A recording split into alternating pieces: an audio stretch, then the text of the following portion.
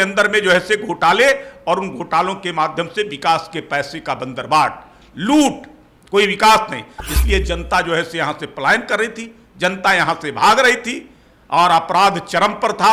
अपराधियों का बोलबाला था।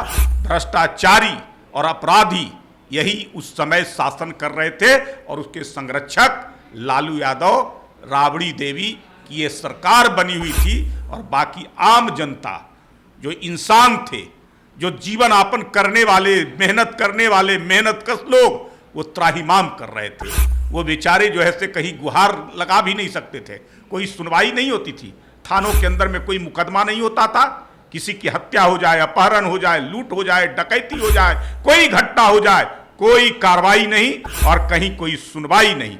यही तो था लालू शासन। इसलिए तो उस शासन को कोर्ट ने कहा था जंगल राज।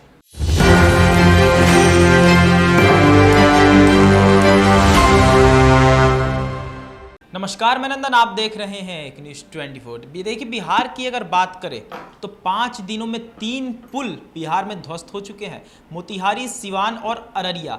आपको बता देते हैं कि इसी में लालू प्रसाद यादव, जो कि बिहार के पूर्व मुख्यमंत्री रहे हैं, उनका ट्वीट आ गया है। ट्वीट ये है कि बिहार में डबल इंजन सरकार के आतंक से तंग आकर 7 दिनों में 3 पुलों ने जल समाधि ले ली है। बात करने के लिए हमारे साथ बीजेपी के ही पूर्व विधायक और वर्तमान में प्रदेश प्रवक्ता प्रेम रंजन पटेल जी मौजूद है। क्या कहिएगा? लालू प्रसाद यादव का ट्वीट आया है कि 7 दिनों में। लालू जी ट्वीट कर रहे हैं और मुझे तो लगता है कि जब लालू जी के बेटे तेजस्वी यादव पथ निर्माण मंत्री थे, ग्रामीण कार्य विभाग के मंत्री थे, इन पुलों की स्वीकृति उसी समय हुई थी और उन्हीं की ये देन है। कहीं ना कहीं गड़बड़ी है, पुल गिरा है, उसकी जांच हो रही है। इस सरकार में कोई दोषी बचने वाला नहीं है। कोई भी व्यक्ति हो, चाहे मंत्री स्तर तक ही कोई अगर दोष पकड़ा जाएगा तो उसके ऊपर भी कार्रवाई होगी। जहां तक अररिया के पुल की बात आप कर रहे हैं, अररिया में संवेदक पर FIR किए गए हैं, एग्जीक्यूटिव इंजीनियर को सस्पेंड किया गया है, उच्च स्तरीय कमेटी बनाई गई है, उसकी जाँच हो रही है। मोतिहारी के अंदर में भी जो पुल गिरा है उसकी भी जांच हो रही है और जांच में कोई दोषी पाया जाएगा। हमारी सरकार में पूरी तरह भ्रष्टाचार के खिलाफ जीरो टॉलरेंस की नीति पर काम करती है। किसी को भी भ्रष्टाचार करने का ये अवसर नहीं देती है और कोई अगर पकड़े जाते हैं तो उन पर कार्रवाई होती है। ये भ्रष्टाचार का आलम तो उन्हीं की सरकार में होती है। 15 वर्षों का लालू का इतिहास आप निकाल के देख लीजिए। 90 से 2005 तक में बिहार में क्या स्थिति थी और क्या क्या होते थे, और बीच में कुछ दिनों के लिए तेजस्वी यादव, लालू के पुत्र, पथ निर्माण मंत्री बने थे और कई विभागों के। तो अगर भ्रष्टाचार देखिएगा तो उसी के बीच में, उसी समय के बीच में ये सारे कारनामे किए गए हैं और जिसका खामियाजा भुगतना पड़ रहा है। तो मुझे लगता है कि जांच होने दीजिए। जांच का जब इसका फलाफल आएगा तो ये सारे पता चल जाएंगे कि कौन दोषी है और किसके कारण यह पुल गिरा है और दोषियों पर कार्रवाई होगी। कोई बच नहीं सकता है। आपने प्रेम जी बात की कि लालू के शासनकाल की, उनके इतिहास को पलट के देखने की, तो वही 15 साल की अगर बात करें तो लालू प्रसाद यादव, राबड़ी देवी ने शासन तो किए हैं भैया। 15 साल तक दोनों ने किया है। लालू यादव रेल मंत्री भी रहे मुख्यमंत्री के अलावा, राबड़ी देवी वित्त मंत्री भी रही 2 बार की बिहार की। तो इतना कुछ जब उपाधि, उपलब्धियां उन्होंने हासिल की है, उन्हें आप कह रहे हैं? निश्चित तौर पे शासन तो किया है। पूरी तरह जनता जो है से एकदम त्राहिमाम कर रही थी। कोई विकास का काम नहीं, पूरी तरह से ठप। कोई बता दीजिए, और कोई ऐसा विभाग नहीं जहां भ्रष्टाचार नहीं था। एक से नहीं, दर्जनों विभागों के अंदर में बड़े बड़े भ्रष्टाचार। चारा घोटाला तो पूरे देश में जो है से चर्चित हुआ, जिसमें लालू यादव को आज तक सजा भुगतनी पड़ रही है, आज तक मुकदमे झेल रहे हैं, उससे उबर नहीं पाए हैं। लेकिन कोई ऐसा बता दीजिए कि जो ऐसे शिक्षा का घोटाला हुआ, मेघा का घोटाला हुआ, वन का घोटाला हुआ, जमीन का घोटाला हुआ, जंगल का घोटाला हुआ, साड़ी धोती का घोटाला हुआ, कौन विभाग, कोयला का घोटाला, अलकतरा का घोटाला, कौन ऐसा विभाग था जहां कोई बचा हुआ था?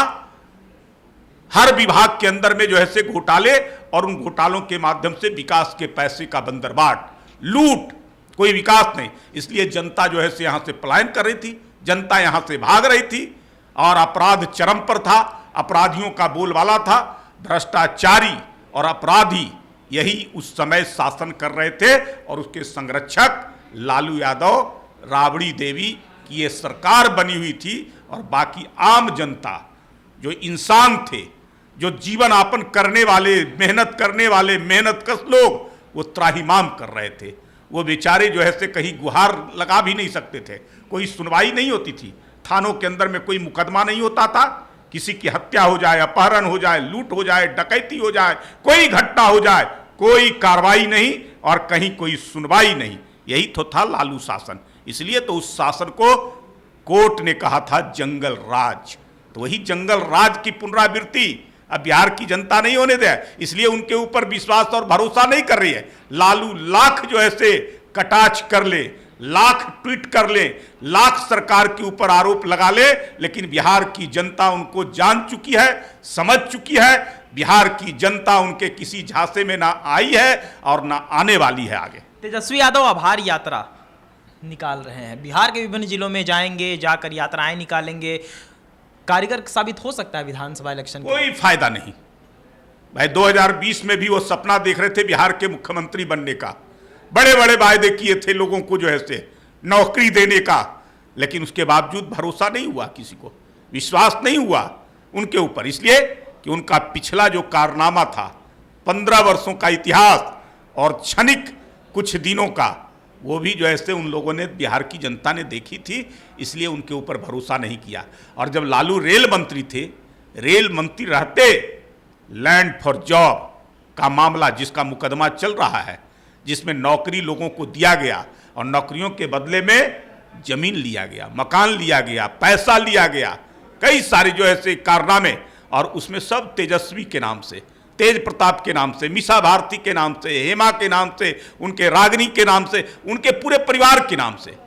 अब पूरा जो है सीबीआई, ईडी, इनकम टैक्स जांच कर रही है, सब अटैच संपत्ति हुआ है, इतनी संपत्ति पकड़ी गई है, फिर भी उनकी आदतों में शुमार नहीं हो रहा। इसलिए बिहार की जनता उनके लाख जो है से यात्रा कर ले, बिहार की जनता उनकी यात्राओं पर कोई न भरोसा करेगा, न विश्वास करेगा, जाकर करके वायदे करेंगे, दावे करेंगे, लोगों को सब्ज बाग दिखाएंगे, लेकिन कोई उनके झांसे में ना आने वाली है, ना पहले भी आई है। इस बार लोकसभा के चुनाव में भी तो बड़ी बड़ी बातें कर रहे थे, कितना मोदी सरकार के खिलाफ आरोप प्रत्यारोप उन्होंने लगाने का काम किया, लेकिन उसके बावजूद ढाक के 3 पात 4 सीटों पर सिमट करके रह गई और एनडीए पर ही जो भरोसा था, उसी भरोसे पर कायम बिहार की जनता ने अपने आप को रखा। एक आखिरी सवाल लेंगे प्रेम रंजन जी आपसे कि तेजस्वी यादव तो अभी भी कहते हैं, आप लोगों ने एलिगेशन लगा ही दिया है कि नीट यूजी पेपर लीक मामले में उनका हाथ है, उनके पीएस का हाथ है, लेकिन अभी भी वो कहते हैं कि भाई अगर हम गलत है तो हमें गिरफ्तार करो ना,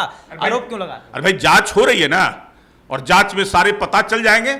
अभी लगभग दर्जन भर लोग पकड़े गए हैं और उन पकड़े गए लोगों में से जो खुलासे हो रहे हैं, जो जानकारियां हो रही है, वो पता चल रहा है कि तेजस्वी यादव के जो पीए थे प्रीतम, उन्होंने एक कमरा बुक कराया था एनएचआई के गेस्ट हाउस का, और जहां लोग ठहरे थे, जिनके लिए ठहराने के लिए कमरा बुक कराया गया था, वही इसमें जो है से पूरी तरह से दोषी है, वही इसके पूरे मास्टरमाइंड है, संलिप्तता उन्हीं की नजर आ रही है।